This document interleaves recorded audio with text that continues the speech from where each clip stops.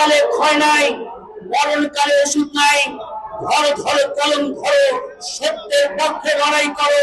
তারা হয় শেখ হাসিনার মতো পালাবে, নইলে কাশেমপুর বা কেরানীগঞ্জের কারাগারে তারা থাকবে। আপনারা জানেন গাজীপুরের তুহিনকে কিভাবে নৃশংস নির্মমভাবে হত্যা করা হয়েছে।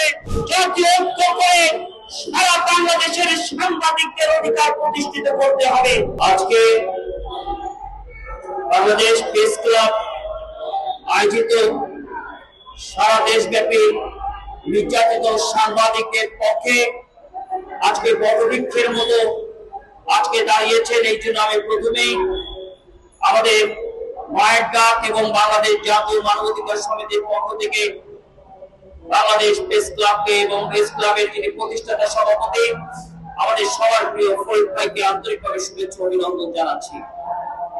সংগ্রামী বন্ধুরা, আমি ভেবেছিলাম 2024-এর 5ই আগস্টের পর সাগর রুনিকে যারা হত্যা করেছে সেই কুশলকরা শুধু বাইরে ষড়যন্ত্র করবে না, তারা হয় শেখ হাসিনার মতো পালাবে, নইলে কাশেমপুর বা কেরানীগঞ্জের কারাগারে তারা থাকবে।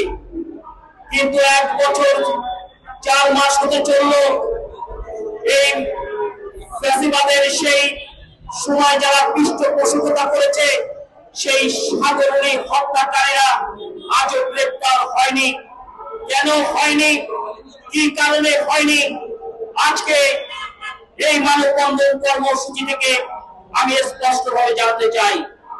আজকে আপনারা জানেন গাজীপুরের তুহিনকে কিভাবে নৃশংস নির্মমভাবে হত্যা করা হয়েছে।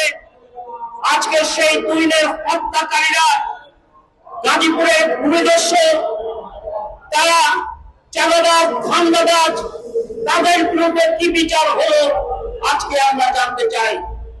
আজকে সারা দেশ জুড়ে এখনো সাংবাদিকরা নির্যাতনের শিকার হচ্ছে, নিপীড়নের শিকার হচ্ছে, অথচ তাদের পক্ষে বাংলাদেশ প্রেস কাউন্সিল যে তালিকা করার কথা ছিল সেই তালিকা অজ্ঞাত কারণে এখনো বন্ধ রয়েছে। আমরা স্পষ্ট ভাষায় বলতে চাই, সারা বাংলাদেশে এই বাংলাদেশ প্রেস ক্লাবে জেগে উঠেছে সারা বাংলাদেশের পেশাদারী সাংবাদিকরা ঐক্যবদ্ধভাবে আজকে সাংবাদিক কাউন্সিলের মতো জাতীয় ঐক্য করে সারা বাংলাদেশের সাংবাদিকদের অধিকার প্রতিষ্ঠিত করতে হবে।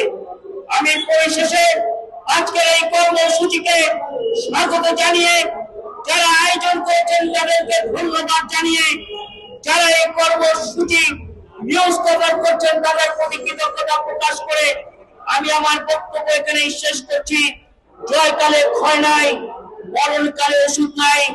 ঘরে ঘরে কলম ধরো, সত্যের পক্ষে লড়াই করো, ন্যায় প্রতীকে কলম ধরো, সাংবাদিকরা এগিয়ে চলো। সবাইকে ধন্যবাদ। আসসালামু আলাইকুম।